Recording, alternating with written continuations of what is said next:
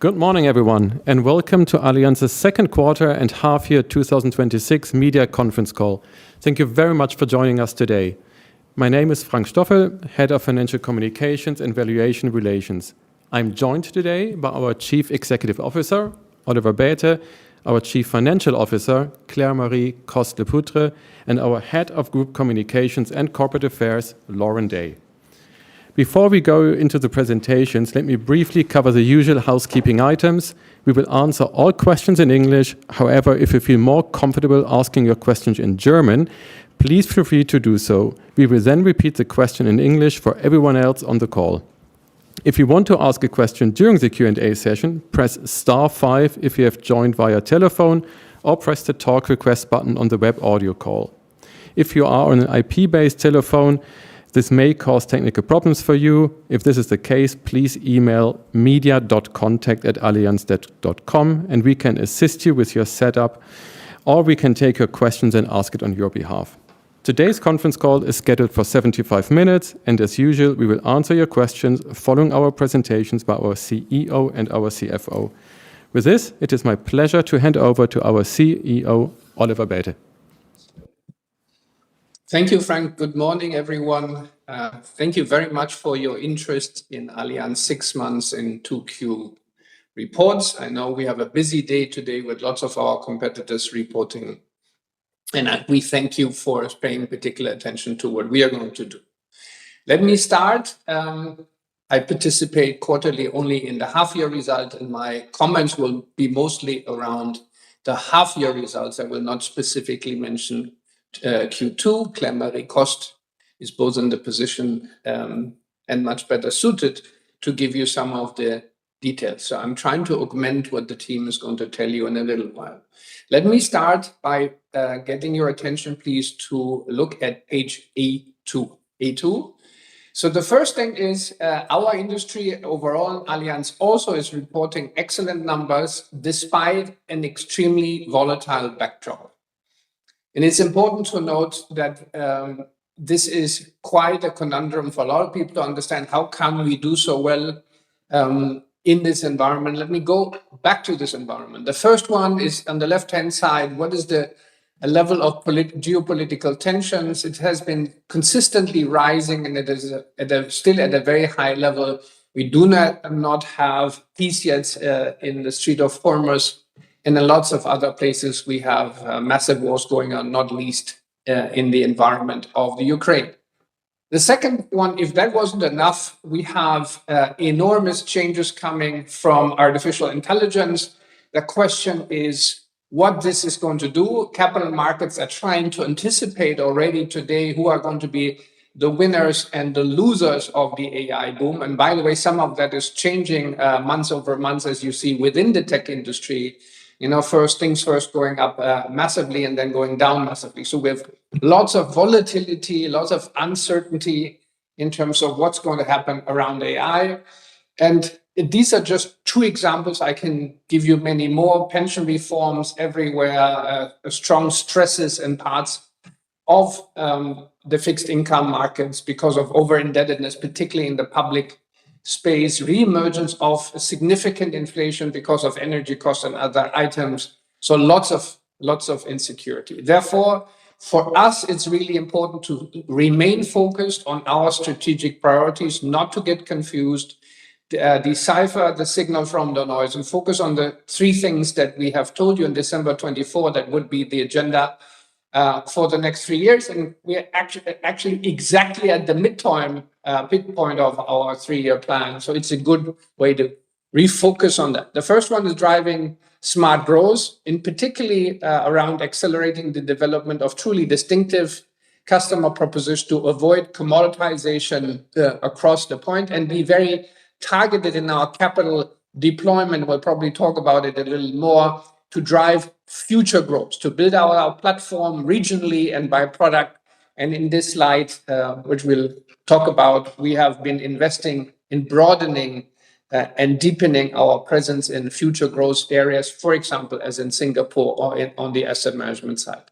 The second component remains the same. Since 2018, we have been improving productivity every single year. In P&C, you can see this with a 30 basis points improvement of expense ratio. That is going to go and continue. And we now need to translate AI capabilities into further productivity gains to support both affordability for our clients and drive further growth. And that, I think, is continuously overlooked when people are reporting numbers. The cycle can turn, loss ratios can go up and down, but if you're continuously delivering on productivity gains, you can reinvest that into better pricing capabilities and better value for consumers. Last, but certainly not least, further strengthening resilience. It's really important. We have not been at that level of solvency since probably 2019. We've added a further number of points. We're in an extremely strong position, both on the rating side. I think our ratings actually should be higher relative to others because of what we've been able to do. And you see that in Solvency II. So extremely strong balance sheet. And we want to now make sure we really go into a softening cycle in the commercial lines arena with not just a strong balance sheet, with enormous discipline and manage it really carefully and remain of resilience in light of the macro volatility, and make also sure, by the way, that as and when we deploy AI, we have best practice governance and risk controls. And we believe we're in a great position to do that because we are the number one in the Edelman Trust Barometer. So the trust by our constituents, but in particular by our consumers, is super strong. Its buy and please is super strong. We'll not talk about it separately. The second thing is we've become number one in the Evident AI Index for insurance. That's the most relevant benchmark there is, and remain by far the strongest brand in the insurance industry as evidenced by Interbrand. So that's a great position to be in, just as a starting point. Let me turn to page A3 now, if that's okay. And what is really important, because we have, particularly in the P&C industry, obviously a positive effects from at least until last month's benign net cat environment in the first half of the year. But that would not do a proper job to describe how strong we have been performing. Let me start on the left-hand side, our protection businesses. Our expense ratio continues to be in line with what we told you we would do, 30 pips down. Our platform businesses are experiencing further strong growth momentum. The mid-com combined ratio is at 88% below par. We have expanded our partnership with Coalition. We are rolling out AI across the value chain. We're building alternative access to cheaper and better capital as we speak. And health and protection OP is at 1.2 billion. So that's super strong on the protection side, but we're not firing only on one side of the business. It's also true for the other side. We're really trying to build out our retirement business. We have had record net third-party net inflows of 84 billion euros. Remember, we are not a passive shop, we're an active shop. So that's really record numbers. The outperformance ratio is 93%. Hardly anyone in the industry has that. And we have, because of the very strong momentum we see, decided after a long period of time to buy out the M units at PIMCO, which gives us an even increased share of an enormously successful franchise. And if it wasn't enough, we are now building out our presence in Southeast Asia with the acquisition of UOB Asset Management, combined with a strong distribution agreement of the parent. That's super strong. On the life insurance side, to go to the top of the page, we are with good growth on the CSM, and we're trying to grow that further. One of the levers that we are pulling now has been the acquisition of HSBC Life Insurance in Singapore. Singapore is a super important market for wealth management going forward. Despite the way you need to see the acquisition of the asset management and the life as a tandem. We are trying to build out a leading position in the wealth management space. And our partner HSBC is also growing its capacity. They recently added 100 wealth management RMs in Singapore alone to benefit from the growth in wealth management and one of the most important hubs for wealth management in Southeast Asia. So operating profit is up 9% with a very high level of resilience and a high level of financial flexibility. Let me turn to page A4, please. I would like to go a little bit more into detail on the life health and the asset management side as we are thinking about it more and more in an integrated fashion as a retirement business, as we told you a year and a half ago. So the first one, HSBC Life in Singapore, I've just mentioned it's a super attractive market. It's a global wealth hub. It's not just a regional health hub. So, for example, a lot of wealthy people from the Middle East, from India, are trusting Singapore because of strong rule of law, a super strong infrastructure, as a place where they warehouse and through which they invest their wealth. So we want to participate. The company we're acquiring is not just a bank assurance play, it's actually a diversified distribution platform with agents and FIAs. It's super important to understand that. And then on top, we do have the distribution agreement with HSBC Singapore, making sure that we are expanding the very successful partnership we've had with HSBC also to Singapore. So we believe we have a very strong position there. And on top of that, we've acquired UOB Asset Management. Right-hand side gives you some details about what we are planning to do. On top of that, as I just mentioned, buyout of minorities, the so-called outstanding M units. The prerequisite was to have the issue of M option stop 5 years ago, and 5 years thereafter we are entitled. So people are asking why, because now this is the first point in time where we could actually execute the call of the M units. That's why we're doing it now.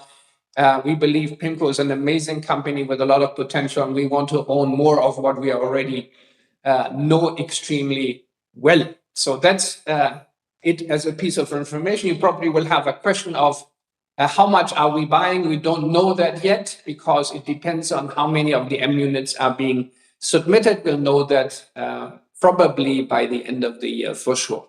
So together, the acquisitions that we have been making and the further buyout of minorities in PIMCO are strengthening the wealth and retirement business in a significant way. And we want to use the opportunity not just show amazing earnings, but to really invest in future growth in a very targeted way. So let me go to page A5, please. This gives you a summary of where we are after 6 months in the year. So we had an excellent first half. We're well on track. It's not just luck on the NatCat side. All cylinders of Allianz are pumping and doing extremely well. We're benefiting from really being diversified. I know that some of you are always asking, the machine is really working on all cylinders, and if one cylinder in a quarter is not running as strong as the other ones, it doesn't matter because overall we're really doing well. You can take any of the KPIs on the page. They look overall very, very sound, and we're ahead of our midpoint.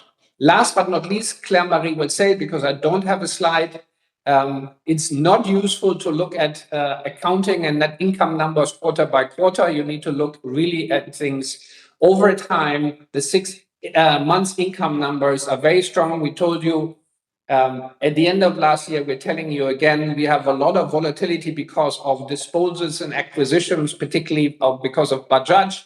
And last year, the disposal of the life business joint venture we had together with UniCredit, that's creating lots of noise.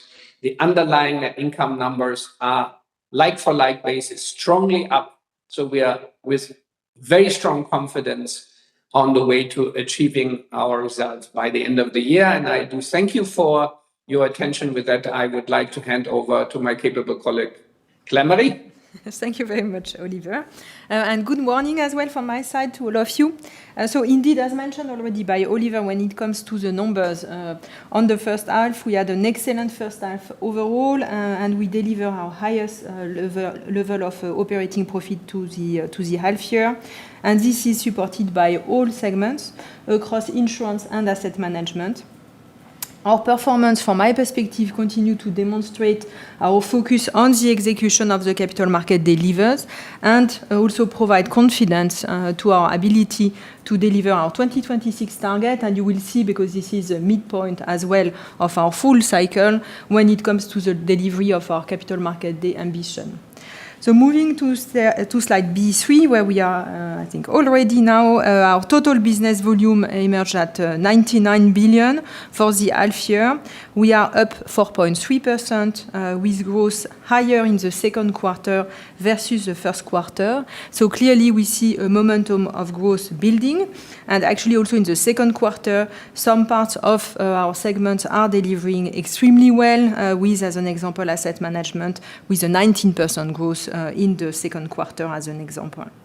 Our operating profit is at 9.4 billion, which is up 9% versus last year. And here as well, all segments are contributing to that performance, and in particular, P&C and asset management. Our shareholder net income, as mentioned already by Oliver, is impacted by various effects, which are pretty complex to reconcile if you look at it, because we had divestment in the second quarter of last year, we had divestment in the first quarter of this year, and then we have the restructuring effects, which are coming in addition. So for me, what is very important is to look at the adjusted numbers for those effects. And what you see if you do a year-on-year comparison is that our shareholder core net income is up 9%, which is excellent. And also our core EPS is up 10%, which is also excellent and ahead of our target range of 7 to 9%. Our resilience is very good at 225%, and as mentioned by Oliver, this is our highest level of solvency ratio since year-end 2018. So we have a lot of capital flexibility, which also, from my perspective, supports very well the recently announced M&A. So an excellent first half overall, and let me go into more details on the P&C side on page B4. So on P&C, we see an excellent level of profitability. We see a very good level of internal growth with a high-quality performance across the portfolio. Our total business volume is close to 50 billion with an internal growth of 6%. And within that internal growth, retail is delivering 7%, which is very good. And what you see as well within retail is that the volume growth is at 3% in the second quarter, and it's up from the first quarter. Commercial is at 4% internal growth. And also what's very important from my perspective is that our internal growth is very well spread. So we have a high quality portfolio, both in terms of growth and performance actually. And if you look at the internal growth, as an example, the platform business, which Oliver highlighted, at 11% of growth in direct, 10% of growth at partners. We see Germany as well with a very nice level of growth of 6% at the half year. It was 7% in the second quarter. CE is at 7% as well, or LATAM is at 13%. So big diversification of growth across the portfolio. If you also look at the pricing dynamic, overall pricing is resilient from my perspective. Retail is at 5% overall, motor is at 7% versus within that one. And commercial has quite some diversity in terms of pricing dynamic. But what's very clear also is that we are extremely focused on cycle management, and we see good opportunities for growth across the portfolio, bearing in mind this technical excellence angle. Our combined ratio is at 91.4%, and you can see as well that our operating profit is at 4.9 billion euros, which is up 9% versus last year. And this is a record level of operating profit as well on the P&C side. What we see is that also it's stemming from both commercial and retail that have a very good level of combined ratio as well, as you can see on the page. I also want to come back a bit, and Oliver has mentioned some of those items, that we are extremely focused within the P&C business when it comes to delivering on our strategy. We continue to focus on revisiting our processes end-to-end, leveraging AI and starting with the customer. We are rolling out many tools along the value chain to be able to deliver better services and also more unique services to our customers. So for P&C overall, we continue to deliver growth at an excellent level of profitability, and we are confident in our ability to leverage our technical strengths and our diversified portfolio to navigate the current environment and to deliver a strong performance. Let me move to Life and Health on page B5, where overall we see good results for this segment at the end of the first half. We see also good recovery in the second quarter of a number of negative effects that we had observed in the first quarter. So the momentum is clearly good in the Life and Health business, with growth of key indicators in line with our expectation across the board. So our value of new business emerged at 2.4 billion, which is broadly stable if you adjust for the FX effect. And also you may remember the fact that we did divest our JV with UniCredit last year, which is still coming in the year-on-year comparison. So also adjusted for that effect, actually, and also for FX, our value of new business is up 4%. Our PVNBP is up 9% in the second quarter. So again, if you look at the half year versus a quarter, clearly the momentum is very clear. We have as well in Life and Health high quality and a diversified profile of the growth. Also what we see is that we have a healthy share of protection, of health and unit link in the underlying. I don't want to pick too many examples, but still it's tempting. So some examples in our portfolio, you will see that the Italian business has an extremely impressive growth adjusted for the portfolio cession effect with UniCredit. So as an example, the financial advisor network had a volume growth of 16% in the second quarter. Also the US as an example, we will see its sales performance up in US dollar terms, despite the fact that last year we also were running a promotion in the second quarter. And there, as an example, the RILA segment is up 13% in the second quarter. The absolute level also of CSM has recovered well from the first quarter, where we had seen some market effect in line with our sensitivities. And what we see as well is that we have this improved momentum overall that is translating itself into a good development of operating profit that is up 5% FX adjusted. So in the second quarter, we see as well that the operating profit is emerging in a very well diversified manner across the portfolio as well. And also in the investment results on the Life and Health side, we benefit in the second quarter from our first time dividend payment of both Veridium and Sconset, which is also supporting the development of our operating profit. So what we see overall is good first half results for the Life and Health segment. We see strengths that is nicely diversified across the portfolio. And we are pleased with the improved momentum we see there, which leaves us really well on track for the full year guidance. Let's move to asset management on B6, where we had an excellent first half. We have a record level of net inflows of 84 billion euros, as mentioned by Oliver. We have a double-digit revenue and profit growth. And also what's extremely strong is that both asset managers are contributing to that results.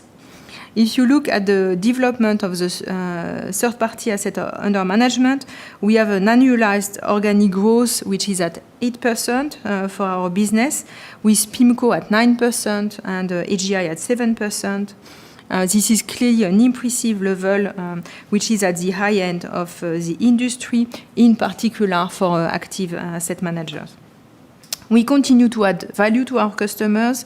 We have 93% of our assets under management, which are outperforming on a 3-year basis. We see as well clearly diversified regional expansion in terms of inflows, and we see as well the benefit of our product innovation.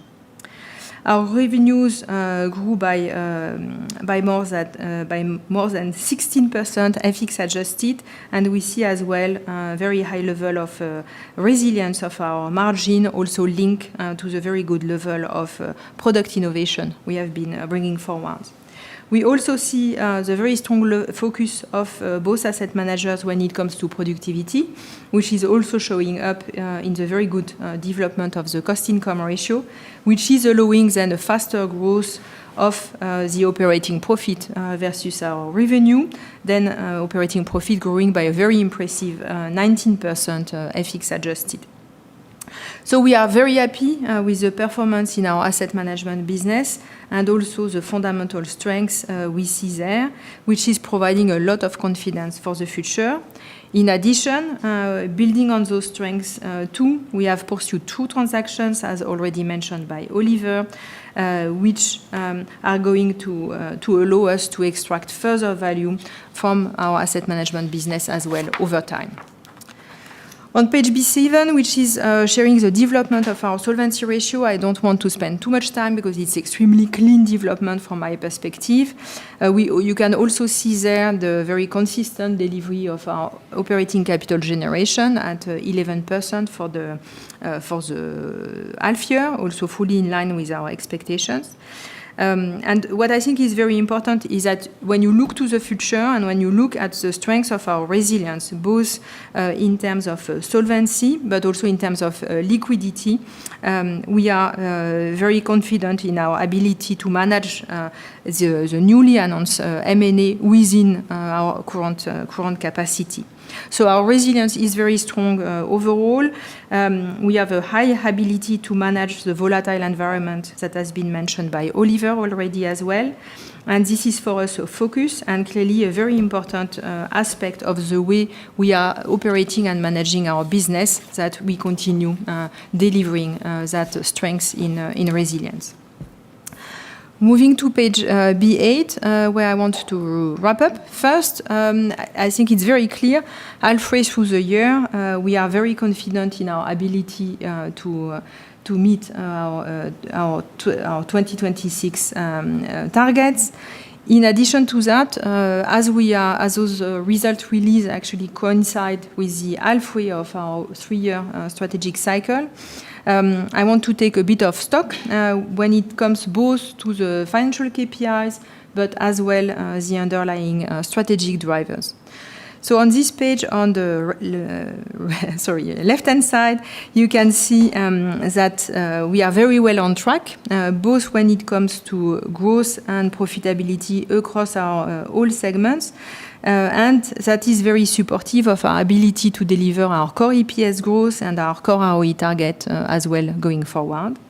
We are also doing very well at this point in time when it comes to our operating capital generation. We are not yet at a status where we can deliver steadily the 24 to 25 percentage point of OCG that we have defined for ourselves for 2027. But this is actually fully in line with our expectation. We know that we have to work on that. We are working on it. The work is ongoing, and we are confident as well on our ability to deliver against that target. And on the right-hand side, when it comes to our strategic levers, we are, and maybe starting with smart growth, where we are doing well. We see in particular, as an example, on the P&C retail volume growth, that we are building a momentum. We are not yet where we want to be. We have seen an improved momentum. As an example, the second quarter volume growth was at 2%, 3%, sorry, as I have already mentioned. This is at the low end of what we want to achieve. That is between 3% and 4%. So clearly, we are making progress, but we are not yet entirely leveraging the full toolbox, and we see more opportunities to be able to deliver against our target on that side, as an example. On productivity, we are clearly well on track against our target, but I think more importantly, what we see there is that we have a lot of fundamental work that is currently ongoing within the organization to transform our processes from a customer-centric perspective, and also leveraging AI to advance the productivity. And this is a very critical dimension because it's critical for the next strategic cycle, obviously, but it's also quite critical in order for us to keep our product affordable and also ultimately to fuel the growth. So this is a deep focus of the organization from that angle, but also to support the first strategic lever I was mentioning, in particular on the P&C side. And on resilience, I think I have covered already quite some dimensions, in particular the solvency ratio side, but also sensitivities are very limited. We are also doing well when it comes to cash remittance. What we do actively as well to strengthen our resilience are two elements which you see more in the underlying of the numbers as I have presented them. One which is around the active management of the cycle, and you see that in the dynamic of the growth and the way we are playing with technical excellence in our business. And the second aspect is around claims inflation uncertainty. With the overall environment also, as mentioned by Oliver, there is a need for extra caution associated with this environment, and we have built extra resilience within our reserves in the P&C business in the first half numbers in order to further strengthen our resilience.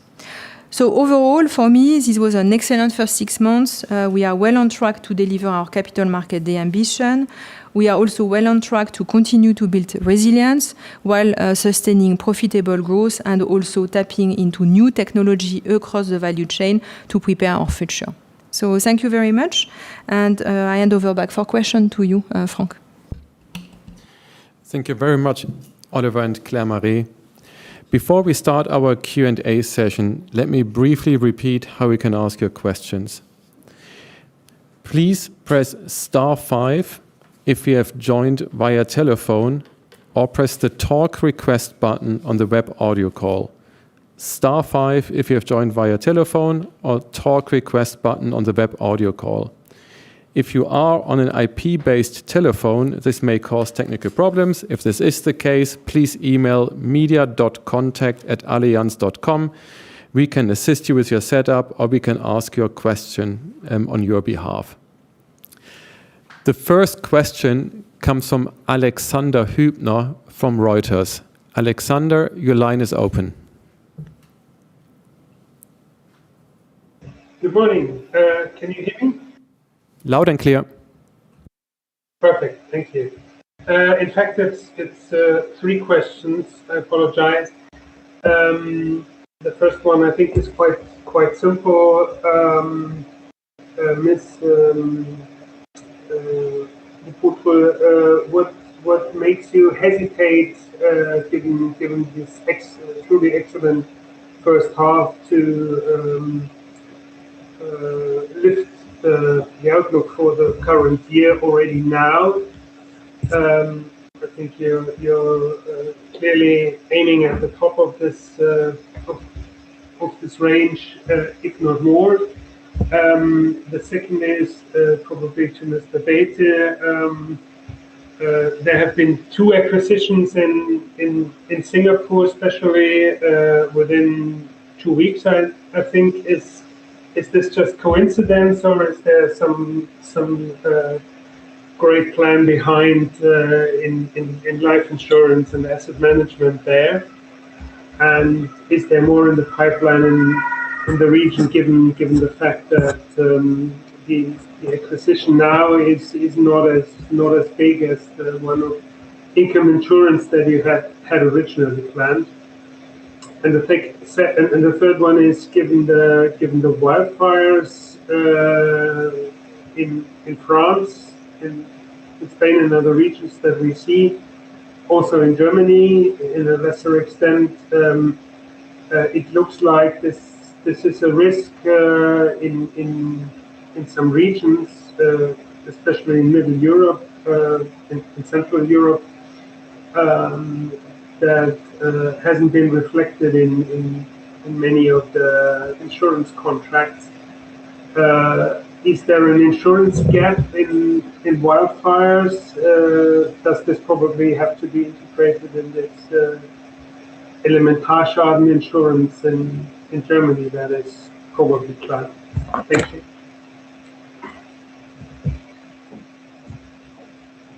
Why don't we start with, this is Lauren. Hi, Alex. Why don't we have Claire-Marie start with the guidance? Maybe, Oliver, you could provide some overall context on the Asia strategy, and then we can come back to the wildfires for France with Claire-Marie. Yeah, with pleasure. Hello, good morning. So I think on the operating profit outlook, which indeed we maintain at 17.4 billion plus minus 1 billion euro. You are right that we had an excellent first half, but it's only the first half. Let's put it this way, right? There is still, volatility that can emerge in the second half, associated as an example to the FX effect, to the natural catastrophes you just referred to, but as well to the market movement. So that's why it's too early actually to adjust our outlook, despite the fact that we are very confident again. Okay.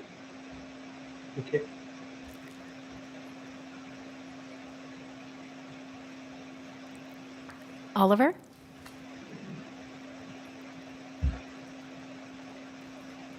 Now I'm back on online. So wildfires let me start with that. So there are very significant protection gaps across the entire day. The biggest protection gap, however, is the lack of resilience in public infrastructure and preparedness for these wildfires, because in every market, you can see that a lot of the things that the industry, not just Allianz, has been describing that should have happened, and I'm not talking about climate change resilience in a smaller level, are not happening. So that's the first observation. I start with the fact that the firefighting airplanes that were dispatched are probably less than 20% of the required capacity. Just a very simple observation. We can't even fight them properly in Europe. So a lot has to happen. Second, we do offer cover where we are present and where the price of the risk that we need to charge can be charged to the consumers and is proportionate. There are some areas where the risks are so high because buildings do exist in the wrong places where things are uninsurable. So the second thing that has to happen is people need to move to places that are actually insurable, i.e. where the economic cost can be borne. Otherwise, it will always result in a wealth transfer for from those people that live in safe places to those that live in unsafe places, whether it's on a river or in a forest that can burn down. And then the third one, we are working systematically with public and private institutions to expand the preparedness for our clients. And I don't see that in my best estimate, you will particularly see in the third quarter quite an industry a loss on all the various components of whether it's fires or storms, and that's what we are here for. People tend to forget that this is not about just what numbers we show in terms of profits, are we actually helping our clients? And I think both at an industry, and we are certainly there, whether it's in Germany, France, and in Italy. So net cat activity in Q3 is likely to go up, and we're seeing it every day on TV. It's not yet in the numbers because it's Q3 and we don't know what it is, but it's certainly going to be more than we had in the first half year. Now, Singapore, super important. We've been working on strengthening Southeast Asia for more than a decade now. Sometimes these things work, and sometimes, as this time, they work accidentally at the same point in time. So to your question, Mr. Hübner, this was not a grand design to announce it within 2 weeks, but it's a grand design that we are announcing it.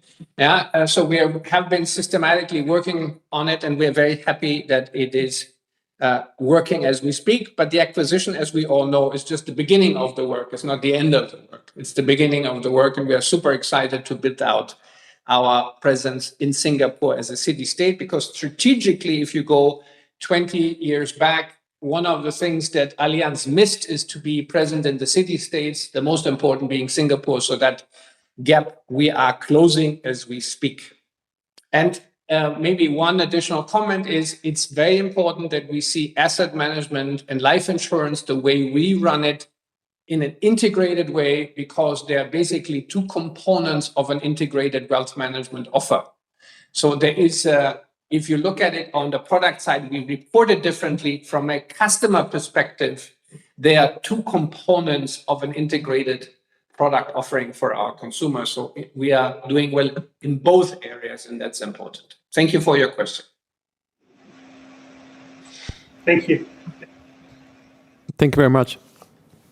Our next question comes from Mark Böschen from NZZ. Mark, your line is open.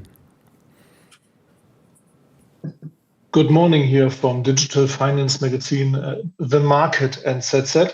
My question regards something mentioned on the slide. I read there that you see growth opportunities from German pension reform. Could you please elaborate on that, how significant that could be and what you are expecting there and in what time frame? Thanks. Yeah, thank you very much for the question. Indeed, we are happy with the proposed pension reform as also an opportunity to have more and more conversation with our with new customers as well when it comes to their pension need. So we are preparing ourselves to answer to the reform. I will say with products both coming from the asset management side, so from AGI, and as well from Allianz Leben side in particular, and we are going to make offers all along the frame of a possible type of product, the very simple product with very low cost and low advice as well, towards more either with guarantee or without guarantee products with more advice. What is also quite interesting when you look at it is that we have been surveying many possible customers, and what's coming out from this one is that 75% of the customers we have asked would value advice as part of the product, and we believe it's very important, and also it's something that we think is essential for customers to make the right choice when it comes to their future pension decision, to also have that interaction beyond the cost efficient product without advice. So we are actually very excited towards 1/1. Our products are being lined up and we are ready with attractive offerings, and then let's see how it's going to materialize itself, but we are very confident it's going to be quite nice. Thank you. The next question comes from Lorenz Klein from Versicherungswirtschaft heute. Lorenz, your line is open. Good morning, everyone. Thank you for taking my question. Mr. Bethke, recently there has been a rise in reports of accidental cyber attacks triggered by AI.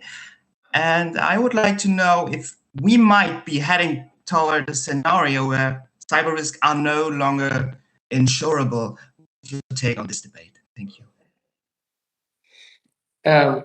Thank you for the question. Very good one, of course. The risks in deploying AI are super high in many ways.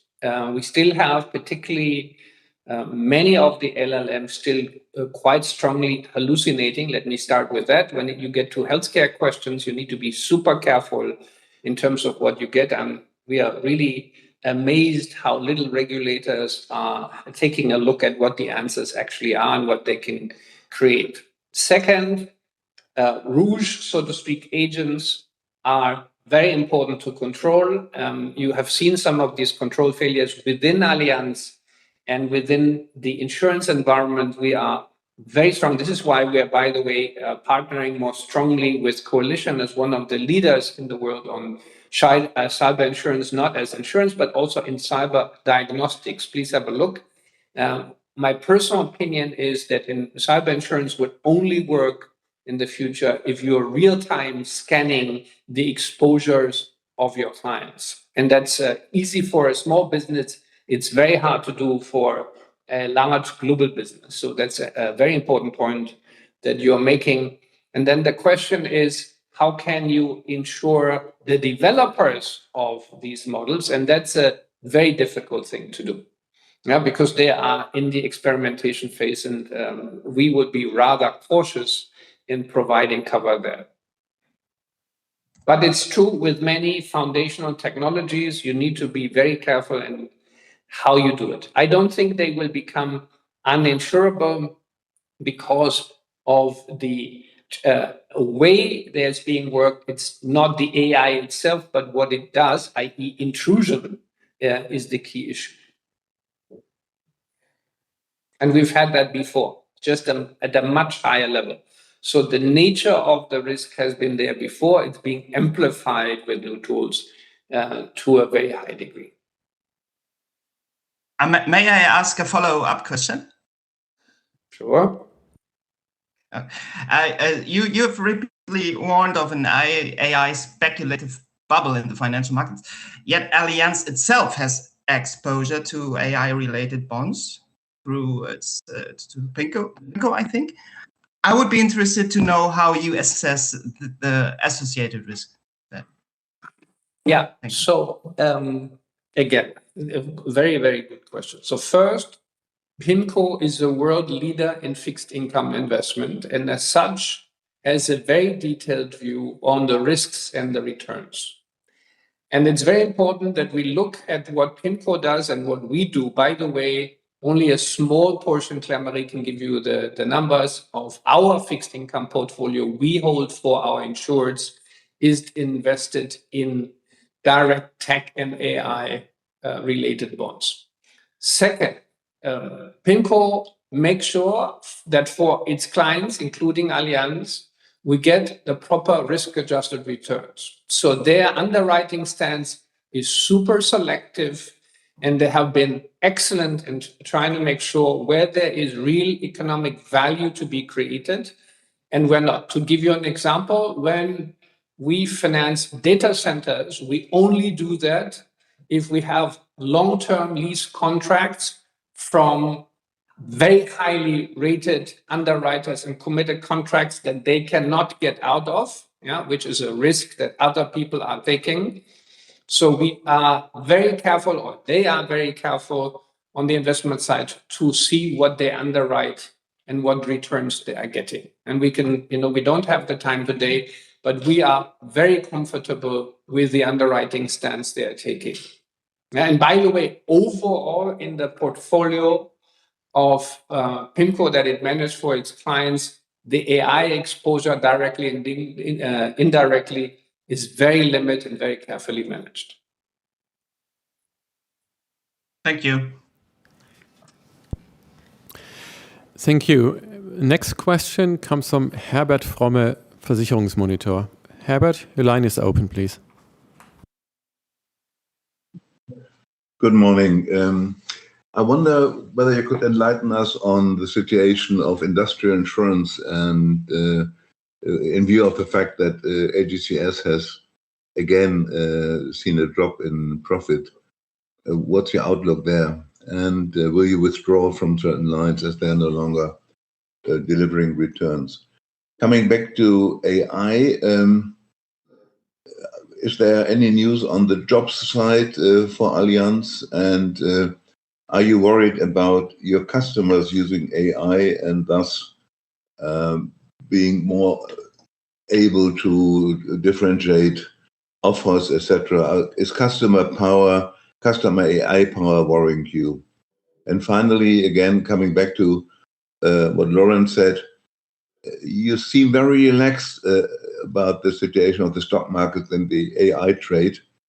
Could you remind us of your precise quota of shares in your portfolio for your own customers' risks? And also, you have seen the 2001, 2003 crash. You have seen the 2008 crash. Does it smell of another crash? Hi, Herbert. Very it's good. Lauren. Oliver, you take it away. Perfect. Yeah. Let me start first. Claire-Marie will take the question on AGCS. She's been the former deputy CEO. She knows the stuff inside out. So the first one, let me talk about, and then the detailed numbers on what is our exposure. Just overall, just as a reminder, when you look at solvency sensitivity, gives you a bit of the answer. Our liquid equity exposure is very well hedged. We have decided to make sure that the sensitivity in solvency has to be very limited from exposure to traded markets because we are quite at elevated levels and there's a lot of volatility more to come. So we would share your point of view that a lot of the valuations in equity, not just for some of the AI stocks, are rather high, let me be polite. Yeah. And we're not invested in things like SpaceX and other meme stock. Now, the other thing that is really important is to understand how we are preparing. We really believe that the opportunity and the risks are not aligned. So in terms of general exposure, we're trying to take a very conservative stance, Mr. Fromm. It's really important. The investment portfolio, I've been with Allianz now almost 20 years, has never been as low risk as it is today. That doesn't mean that you cannot have exposure, doesn't mean that you cannot have individual write-downs, but from an overall standpoint, we are managing the balance sheet in the most conservative way that I've seen since I've joined Allianz. And we do it for a very good reason. Second, to your question on where the cycle is, and then I hand over to Claire-Marie. We are at a phase where prices, particularly in property, are now falling further. And we have some other lines that, in fact, does mean when the technical price is now higher than the market price, you're absolutely correct. We need to withdraw capacity where we're not getting the proper return. And that is a success. Yeah. And I think it's really interesting. Now, what does it mean for earnings? The industry, I'm talking industry now, has really strong balance sheets for a couple of quarters. So therefore, you're going to see increasing runoff to support earnings. And there's another one, if people are using reinsurance cleverly, because reinsurance prices have been falling faster than primary insurance prices, from an earnings perspective, intelligent underwriters can still create good value for some time to come. But it's pretty clear the cycle is softening, particularly in large corporate. It's much stronger in medium corporate and SMC. You have very different dynamics there, and as you see, and it's evidenced in our numbers. With that, I hand over to Claire-Marie. Yeah, thank you very much, Oliver. So maybe 2 points I wanted to add also around the questions you were asking about our exposure, sort of AI related, and how we are thinking about it in general. So as mentioned by Oliver, our approach is to have an extremely diversified portfolio, and we have been extremely cautious both when it comes to our software related exposure in our asset under management, but as well overall exposure to data centers across our entire balance sheet, right? So I think it's very important to have that in mind. And just to give you some elements around that, so as an example, everything that is software related represent less than 2% of our total asset under management. That's very low when you look at the just sheer weight of software related type of financial exposure. So that's extremely low. And to data center, we are below 0.5% of our overall asset under management. So also extremely low. To just further enhance the very cautious and diversified approach we are taking when it comes to the management of the assets.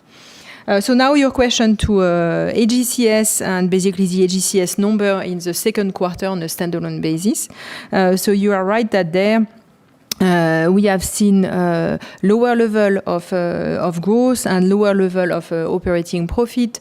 On the one hand, there is clearly the fact that AGCS is, from my perspective, doing a very good job at managing in the cycle, as mentioned by Oliver. And also what we have done very clearly in those numbers, beyond the fact that there is a higher level of natural catastrophes that came into the combined ratio of AGCS, is the fact that we have been very cautious, and very cautious in particular related to the possible impact of inflation that could come into the reserves of AGCS. So we took the opportunity that overall we could do that to clearly do that strengthening, and this is the main driver actually of the reduction of operating profit of AGCS in the quarter. So I will not read anything related to the attritional performance of AGCS, but more that cautious approach at this stage in the cycle. And Herbert, I think you had you invited us to talk about AI with respect to customers and people. Yes. And Oliver and Claire-Marie can expand on that, but I'd also say at our media event a few weeks ago, we covered that in depth, and I'd be happy to go through that with you again. Yeah, but I apologize because we missed the third question.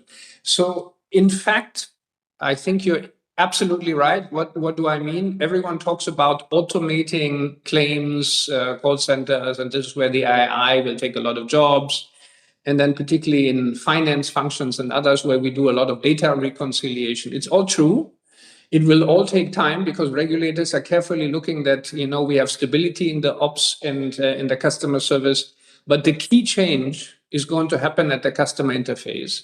And we already see that not just the share of searches through LLMs are rising, but also the feedback from the LLMs to the customers are totally different from when you ask Google. In the past, people would say, give me the best or give me often the cheapest car insurance, and then you would get a very specific answer to that very specific questions. Today, when you go in and says, who has the best life insurance product, you may get back, it's company X, but by the way, company X has the following things that others don't have, or it may say, by the way, that product is very good, but there are others out there. And by the way, you should not own life insurance, you should own an ETF. So the answers from the LLMs are much more varied, they're much deeper, at least at the moment, and particularly as long as these tools are free. We should not forget that for the moment, for consumers is free, and many parts are for the customer. So it will be heavily depending on the pricing model, Mr. Frommer, of how pervasive this will be, because again,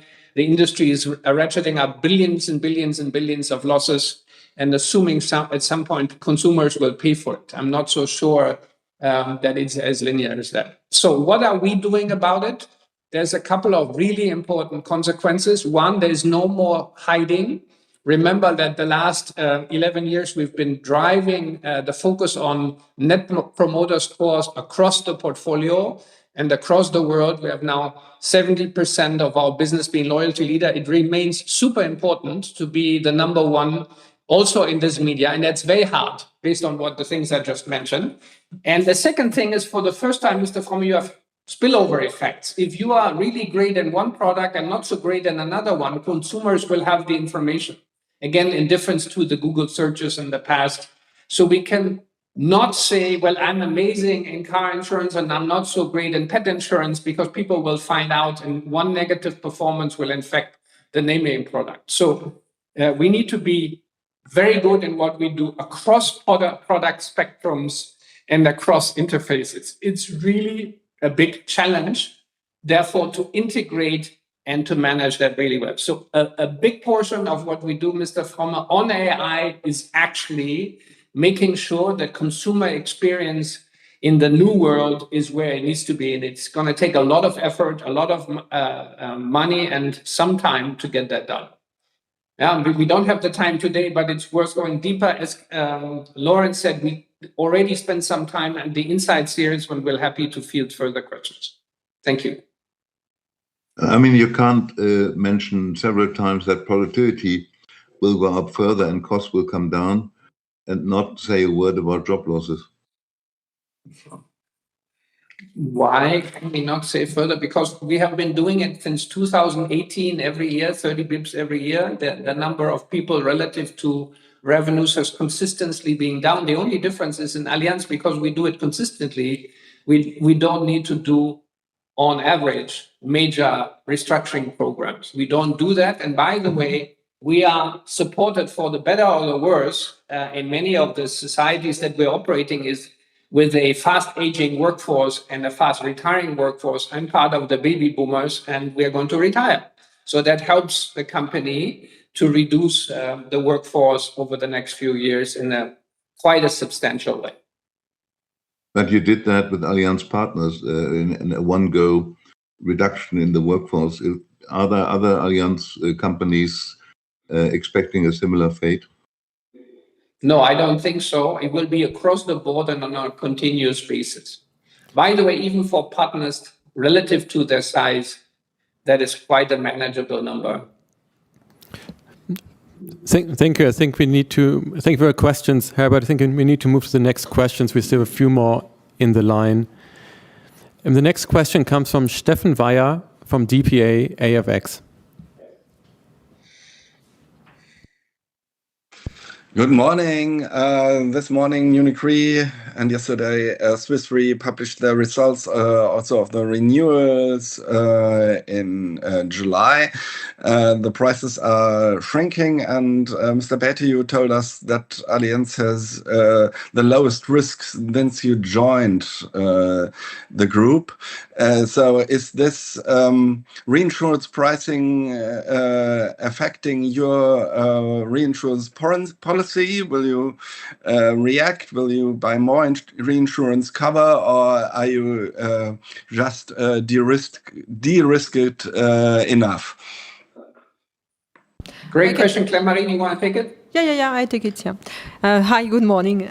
So I think when it comes to reinsurance and reinsurance environment, so for us, as you may know, we are a net buyer of reinsurance. So for us, I think it's positively supporting our business. The fact that reinsurance prices are coming down. We already experienced a reduced level of reinsurance price when we did renew our entire program on the 1st of January of this year. In general, we like very much the reinsurance program we have. It's a stable reinsurance program that gives us a lot of really good protection, in particular against what we call the tail risk, which are the more like the risk which are which are rare or very rare, and are coming very far away in the probability of occurrence. And what we have done already in the 1st of January this year is that tactically, I will say, for some parts of the program, we did add a bit when the prices against return against capital reduction was attractive. So that's what we have done. We did that already. We are happy with the outcome. I cannot yet judge what we will do for the next renewal, but that's where we are, right? Thank you very much. Thank you, Stefan. Next question is from Jean-Philippe Lacour from AFP. Jean-Philippe, your line is open. You can all hear me here in Frankfurt? We can hear you. Thank you, Jean-Philippe. Formidable. So I have two questions. Back on July, during your press summer event, board member Barbara Carutzelles, she said that Allianz identified security gaps following this Matos AI thing and was working to address them one by one. Can you just say where do you stand today? What concrete measures have been implemented since then?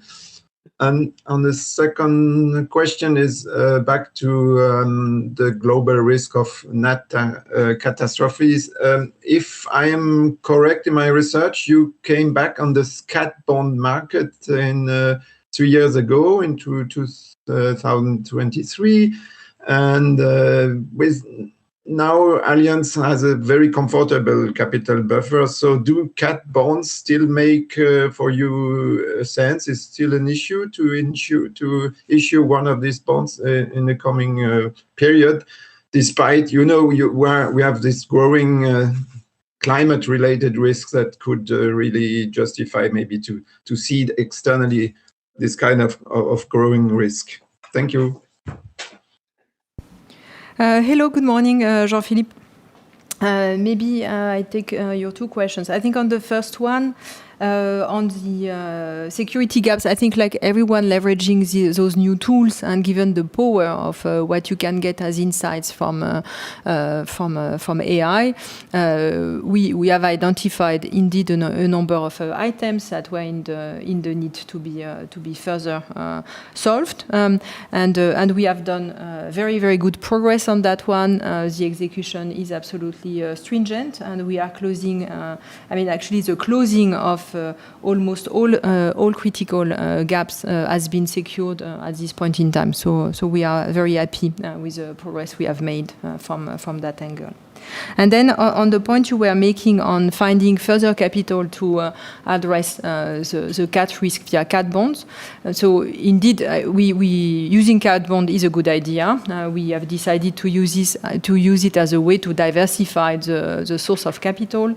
In general, we are very happy with the support we are getting on our cat program. So we have no concern from that side, and our overall cat management is extremely strong and very well done within the Allianz Group, following the best standard when it comes to technical excellence.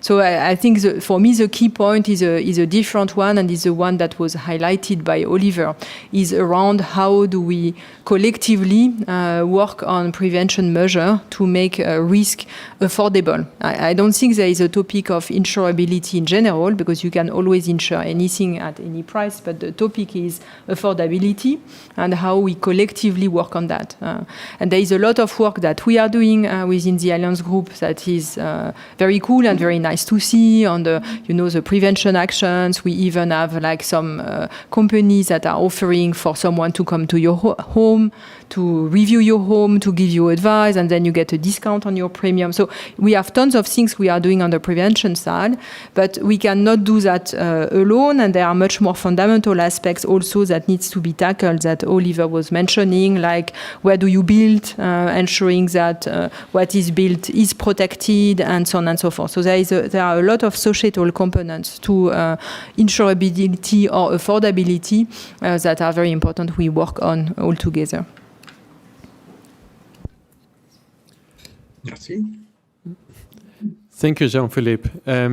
Next question is from Maximilian Volz from Plato. Maximilian, your line is open. Hello, thank you for taking my question. I have a question about the hidden business impact of rising heat in Europe beyond the visible catastrophe damage. Question 1, infrastructure. Are you already seeing business interruption claims tied to infrastructure failure from sustained heat, independent of single catastrophic events? Second one, beyond heat deaths and catastrophe losses, are you seeing more claims in maybe motor liability or disability insurance on extreme heat days due to human errors or from exhaustion? And does that mean you need to recalibrate pricing models since heat becomes a chronic cost driver rather than just an extreme event risk? Thank you very much. I think we will not have the precise answer to your question. The way it will be addressed naturally is when we do the pricing exercise. In any case, we will always look at how frequency, severity is evolving depending on the various situation, and that will be taken into account as part of the pricing. That's very natural, and we constantly do that. And actually, like we see other example of that, like now there is a big heat wave, so we are discussing about it, but there are certain winters where you see massive level of frost as an example, and then you have an increased frequency as an example of motor accident, and we price for that as well. So I think that's just for us normal business, I would say.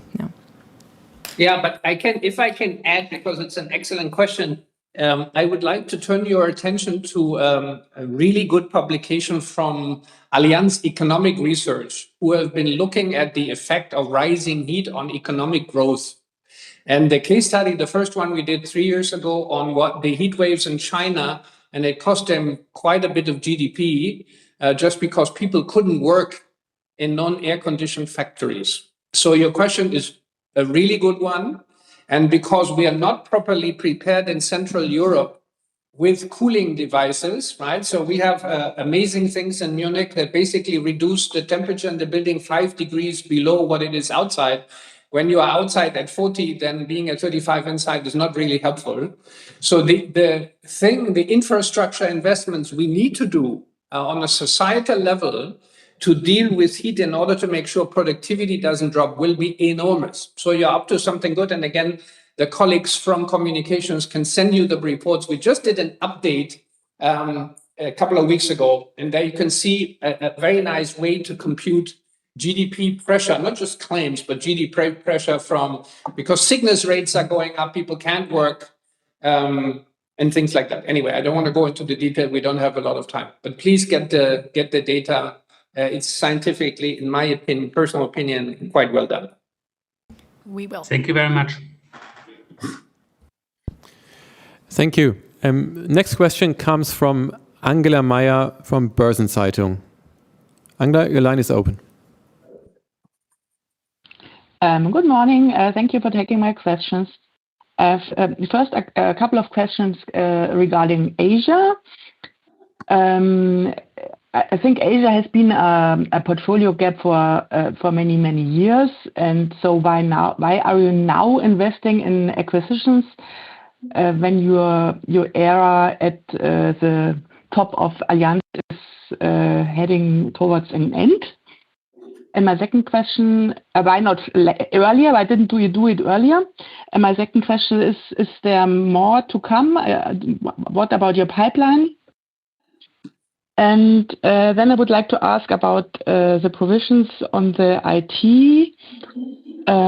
Could you shed light a little bit? What are you doing? And why didn't you do this earlier? I think Allianz Business System has been quite difficult legacy system for many years. So why now? And is there more to come?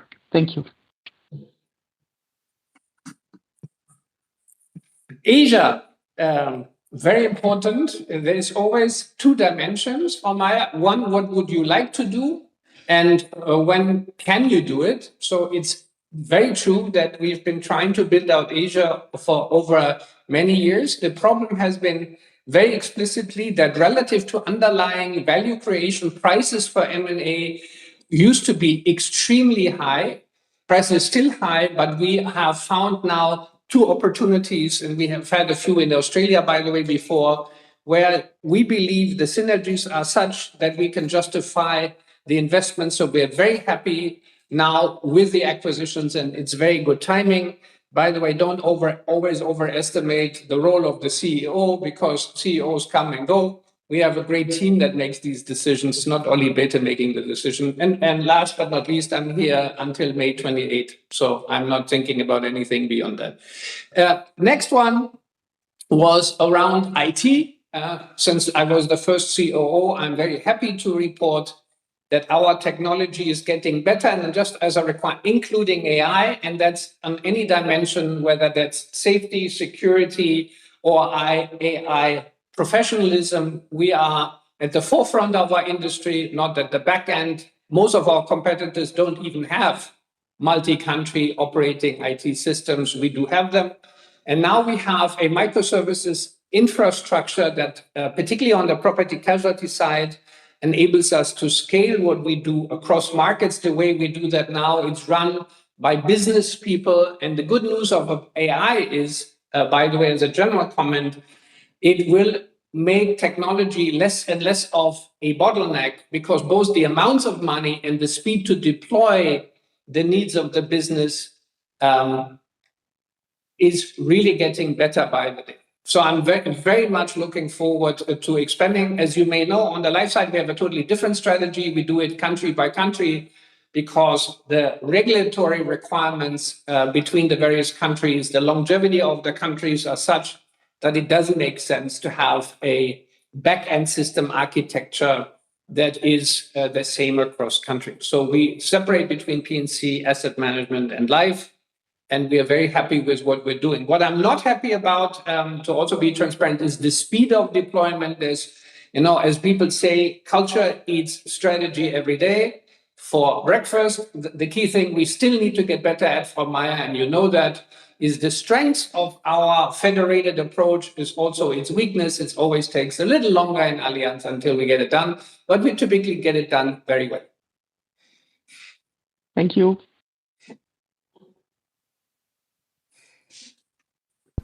Good. Thank you very much. I think we are perfectly on time. This was the last question in the queue. I thank you all for your excellent questions and for the very good discussion that we had this morning. Just for your calendars, as usual, we will report our 3Q results on November 12th. So we look forward to talking to you then again. I wish all of you a remaining nice summer, hopefully nice summer break. And this concludes today's media call on our 2Q and 6 months 2026 financial results. Thank you for your participation, and goodbye.